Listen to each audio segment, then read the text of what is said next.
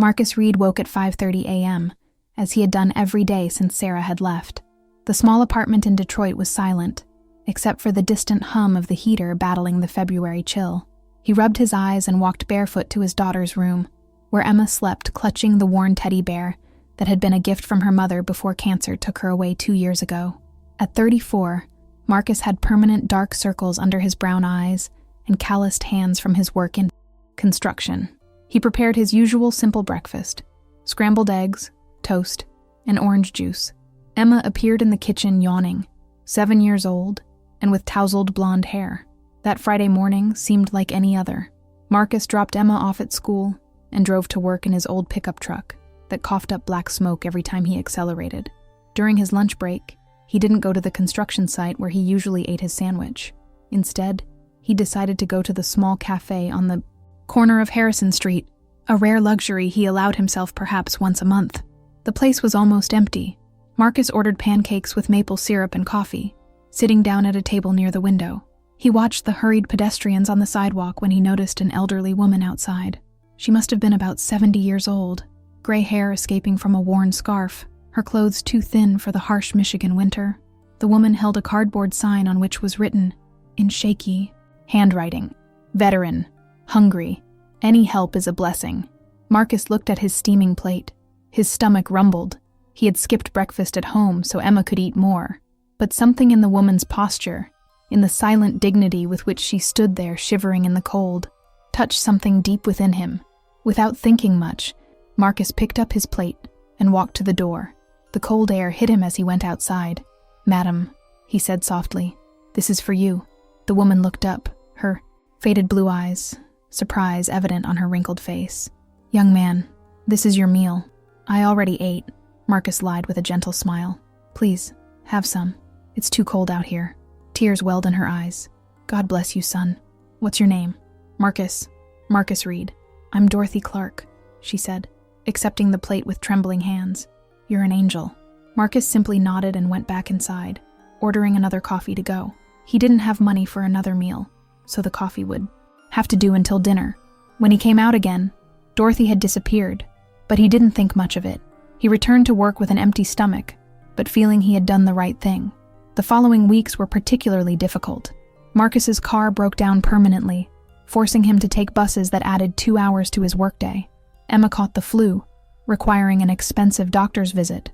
Bills piled up on the kitchen table like silent accusations of his inadequacy as a provider. One rainy March night, Marcus was trying to fix the leak under the sink when someone knocked on the door. He wasn't expecting visitors. Wiping his hands on his jeans, he went to answer it. 2 men in formal attire stood in the narrow hallway. One of them, a tall African-American man with gold-rimmed glasses, held out a business card. "Mr. Marcus Reed?" the man asked in a professional voice. "My name is James Peterson, attorney at the firm Peterson & Associates. This is my colleague, Robert Chen. May we come in?" Marcus looked suspiciously at the card. "What's this about? I didn't do anything wrong." "On the contrary, Mr. Reed," said Robert Chen with a slight accent that suggested Asian origin. "You did something extraordinarily right. Can we talk? It's good news, I promise." Reluctantly, Marcus let them into the modest apartment. Emma was doing her homework at the kitchen table and looked curiously at the well-dressed visitors. "Go to your room for a moment, dear," Marcus asked gently. Emma obeyed, taking her notebooks with her.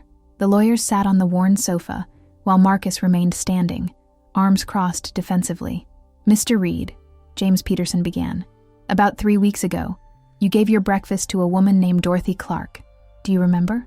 Marcus frowned, then his memory returned. "The elderly lady outside the cafe?" "Yes, I remember her. Is she all right?" "She passed away 2 weeks ago," Robert Chen said softly. "Heart attack. It was peaceful." Marcus felt the weight of sadness. "I'm sorry to hear that, but I don't understand why you're here." James Peterson adjusted his glasses. "Dorothy Clark wasn't your average pauper, Mr. Reed. She was Dorothy Clark, widow of real estate magnate Richard Clark. When her husband died 5 years ago, she inherited a considerable fortune. But Dorothy had her own demons." Robert continued the story.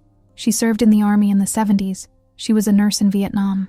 She came back with what we now call post-traumatic stress disorder. She struggled with it her whole life. After her husband's death, she fell into severe depression and ended up on the streets, refusing help from her family. We eventually found her, James said. We convinced her to accept treatment. During her recovery, she constantly talked about a young man who had given her his own meal when she was at her lowest point. She said that act of kindness had been the spark that made her want to live again. Marcus sat down slowly in the chair, processing the information. Dorothy spent her last few weeks with us, putting her affairs in order, Robert continued. She made a point of meeting you with us. It wasn't easy, it took us some time, but we managed to track you down through the cafe's security cameras and credit card records. James opened his briefcase and pulled out several documents. Mr. Reed, Dorothy Clark left very specific instructions in her will. She owned a property in Bloomfield Hills, a Victorian house with 4 bedrooms. It is free of mortgages and valued at approximately $1,200,000. Marcus's heart raced. I don't understand. She left the house to you, Robert said clearly. Furthermore, there's a $500,000 trust fund designated for your daughter Emma's education, from preschool to graduate school, should she choose to pursue that path. Marcus felt his legs go weak. This can't be real. I only gave her breakfast. For you, it was just breakfast, James said gently. For Dorothy, it was proof that there was still goodness in the world. She was ready to give up completely that morning. Your gesture changed that. There is also, Robert added, a stipend of $100,000 in cash for you to use as you wish. Dorothy specified that she hoped you could breathe a little easier, perhaps consider further education, or start your own business. Marcus covered his face with his hands. Tears he had held back for years finally fell. He thought of Sarah, of how she had worked 2 jobs while undergoing chemotherapy, trying to leave something for him and Emma. He thought of the nights he had eaten only instant noodles so that Emma could have fruits and vegetables. He thought of all the times he had felt like a failure as a father. Why me? He finally asked, his voice breaking. There are people who need it more. Dorothy didn't believe that, James replied. She said the world is full of charity programs and government assistance. What's rare, she said, is someone giving something of themselves when they're also struggling. You weren't rich giving alms. You were someone who had little, and yet you shared. The next few days were a whirlwind. Marcus had to take time off work, which his supervisor didn't like, but tolerated when he learned the reason. The lawyers took care of all the paperwork, property transfers, and trust documentation. Marcus was taken to see the house in Bloomfield Hills. It was beautiful in a way he had never imagined he could own. 3 stories of classic Victorian architecture, with a wraparound balcony, mature gardens, and a circular entrance. Inside, it was even more impressive. Original hardwood floors, a curved staircase, a library with built-in floor-to-ceiling bookshelves, and a modern kitchen that Dorothy had renovated a few years before. "Daddy, it's a castle!" Emma shouted, running from room to room, her little footsteps echoing in the empty spaces. Marcus explored the house silently, touching the walls as if he couldn't believe they were real. In the second-floor office, he found a letter in a sealed envelope with his name written in Dorothy's shaky handwriting. With trembling fingers, he opened it. "Dear Marcus," the letter began. "If you are reading this, I have already left to be with my Richard again. Don't be sad for me. Be happy. I have had a long life, though not always an easy one. I want you to know why I did what I did. On that cold February morning, I had decided it was my last day. I had planned to find a high bridge or perhaps simply lie in the snow and let the cold take me. I was tired. Tired of fighting. Tired of remembering. Tired of being alone. Then you appeared, a stranger with your own problems. I could see it in your eyes and your worn work clothes. But you looked at me and saw a person, not just another beggar. You gave me your breakfast, not leftovers, not a few coins, but the hot meal you had ordered for yourself. I sat on a bench and ate those pancakes, and each bite was like waking up from a nightmare. I thought, if there's still someone like that in the world, then maybe the world isn't as bad as I'd decided it was. Maybe I had one more reason to try. I sought help that same day. I called my lawyers, my niece, a therapist. I began the long road back, and during each difficult step, I thought about that young man who had shared his breakfast with me. This house is too empty for an old lady anyway. It needs children's laughter. It needs life. Fill it with happy memories, Marcus. Create a family here. And when Emma grows up and asks how you came to be here, tell her about kindness. Tell her that the smallest actions can have the biggest impacts. You saved me, Marcus Reed. Now let me repay you in some way. Live well, be happy, and continue being the kind man you were on that cold morning. With eternal gratitude, Dorothy Clark. Marcus folded the letter carefully and placed it in his shirt pocket, close to his heart. He looked out the office window at the sprawling backyard, where Emma had found an old tire swing hanging from a giant oak tree. The move took place in a week. Marcus didn't have many belongings to transport. The house was already tastefully furnished, and Dorothy had left instructions for everything to remain for the new owner. At work, Marcus handed in his 2-week notice, even though his supervisor practically begged him to stay. But Marcus had other plans. With the stipend money, he enrolled in night classes at the local community college. He had always been good with numbers, and he thought about studying accounting. Maybe one day he could have his own business, helping other workers manage their finances. Emma transferred to Bloomfield Primary School, a change that initially made her nervous, but she was resilient, as her mother had been, and soon made new friends. Marcus established a routine of taking her to school every morning, something he hadn't been able to do when he relied on public transport and rigid construction schedules. One Saturday in April, Marcus decided to host a housewarming barbecue. He invited his former colleagues, some new neighbors, and the lawyers who had changed his life. James Peterson and Robert Chen showed up with their wives, bringing expensive wines and genuine smiles. "How are you adjusting?" James asked as he watched Emma playing with other children in the yard. Honestly, Marcus flipped burgers on the new grill he'd bought. "It still doesn't feel real. I wake up every morning hoping to be back in my cramped apartment." "It's real," Robert assured him. "And you deserve it, Marcus. Dorothy wouldn't leave this property to someone who wasn't worthy." "I just wish I could thank her properly," Marcus said softly. "You can." James pointed to Emma, who was laughing as she tried to catch soap bubbles that another child was blowing. "Live the life she wanted you to live. Raise your daughter well. Be happy." That's the thanks she wanted. Months passed. Marcus thrived in his classes, discovering he had a natural talent for financial analysis. Emma flourished at her new school, joining the choir and swim team. The house, which initially seemed large and intimidating, became a true home. Marcus began volunteering at a local veterans shelter, serving meals once a week. It was his way of honoring Dorothy and her service. He never told the full story of how he got his house, but the other volunteers noticed the particular kindness with which he treated each person who came through the line. One autumn evening, while Emma was doing her homework at the kitchen table, she asked, "Daddy, why do we live in this big house? My friends' houses are smaller." Marcus sat down beside her. "Do you remember Mom always saying that we should be kind to everyone, no matter who they are?" Emma nodded, her green eyes serious. "Well, once I was kind to a lady who needed help, and it turns out that this lady had a lot to give, but no one had been kind to her in a long time. So she decided to give us this house. Why were you nice? Because kindness matters, dear. Even when you think no one is paying attention, even when you yourself are having a hard time, being kind to others can change everything."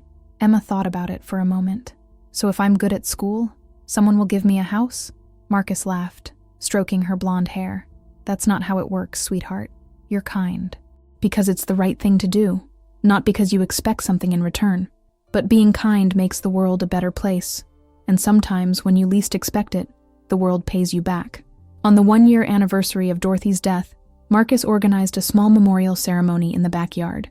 He planted a red rose bush, the kind Dorothy had loved according to her lawyers. He invited Dorothy's niece, Margaret, whom he had met during the probate process. Margaret was an elegant woman in her 50s who had initially been shocked by her aunt's decision, but after meeting Marcus and Emma, she understood. "Aunt Dorothy was always eccentric," Margaret said, as they watched the newly planted rosebush sway in the autumn breeze. "But she had a huge heart. She loved genuine people, people who didn't pretend to be something they weren't." "I still can't believe that one meal changed so much," Marcus admitted. "It wasn't just the meal," Margaret gently corrected. "It was the fact that you saw her. You looked at her and saw Dorothy Clark, a person of dignity and worth, not just a street woman. That made all the difference." Marcus continued his studies, eventually completing his associate's degree in accounting with honors.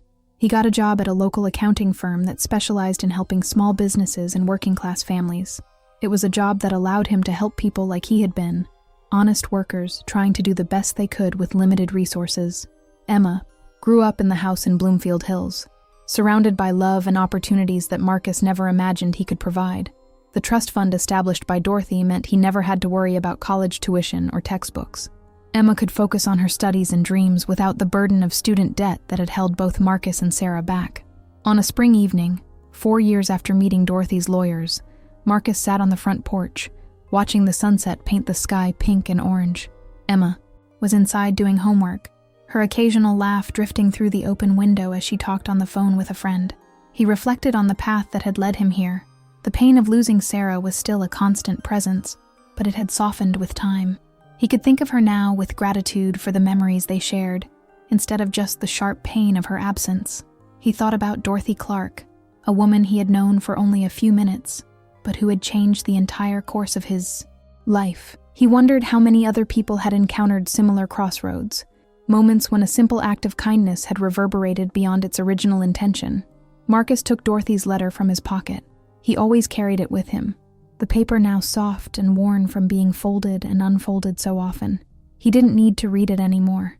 He had memorized every word, but holding that piece of paper made him feel connected to something greater than himself, to a chain of kindness that stretched back through Dorothy and forward through Emma and beyond. "Daddy!" Emma called from the doorway. "Can we make popcorn and watch a movie?" "Of course, darling," Marcus replied, putting the letter away. "Choose whatever you want." As he stood and walked back inside his house, his home, Marcus made a silent promise. He would continue to live in a way that would honor the gift Dorothy had given him. He would teach Emma about kindness and compassion. He would help others when he could, and he would never, ever pass by someone in need without at least acknowledging their humanity. Because in the end, that's what it was all about.